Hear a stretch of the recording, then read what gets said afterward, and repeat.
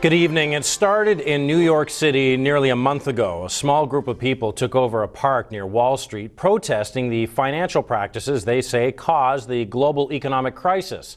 Well, since then, protests against corporate greed have spread to 1,500 cities worldwide. And this weekend, activists will gather in Victoria and Nanaimo for events inspired by the original Occupy Wall Street protest. Drivers heading into Victoria on the Trans-Canada Highway this week may have seen this sign. "We are the 99% is a message from local activists. Inspired by New York's 4-week-long Occupy Wall Street protest, where hundreds are camping out, protesting social inequality and corporate greed. I think that's been a real catalyst for a lot of people's concerns. On Saturday, Victoria's Noah Ross expects up to 500 others will join him for a noon sit-in in Centennial Square. It feels like to many people that the economic system is being run for the interests of the 1%, the people that are quite wealthy, and the interests of everyone else is put aside for the interests of that 1%. On an Occupy Victoria Twitter profile, the People's Assembly states, "We will unite and sleep over in a public space indefinitely." The City of Victoria says no group has applied for a permit to use Centennial Square.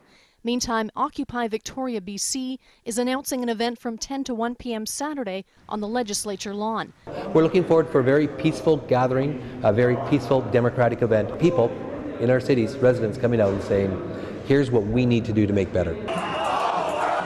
Similar Occupy Wall Street style protests are being organized for Campbell River, Courtenay and Nanaimo, where people are invited to fill Diana Krall Plaza at 11 a.m. Saturday.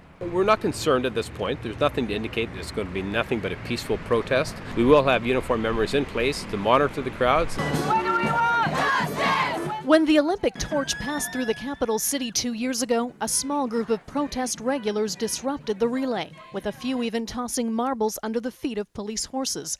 But Victoria Police say they've been in touch with Occupy organizers and are not expecting a violent protest. For you, this is not just an excuse to protest.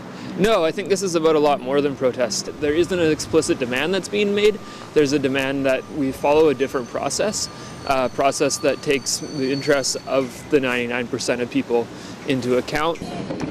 Even though some may question how relevant New York City's concerns are for those living in Victoria, Ross says participants will walk away from Centennial Square with their voices heard.